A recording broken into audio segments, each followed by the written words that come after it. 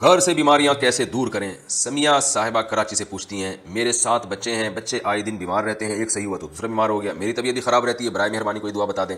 اسأل اللہ العظیم رب العرش العظیم ان یشفیہ، یہ دعا حدیث میں آتی ہے، یہ دعا پڑھ کے بچوں پہ دم کر دیا کریں۔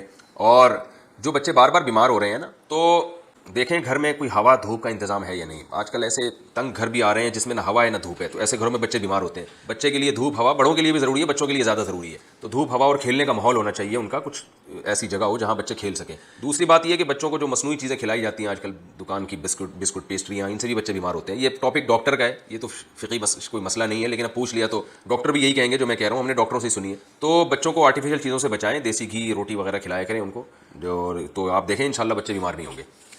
پھر بھی ہو رہے ہیں تو پھر قریبی معالج سے رجوع کریں۔ کیا 7 دن بعد عقیقہ کیا جا سکتا ہے؟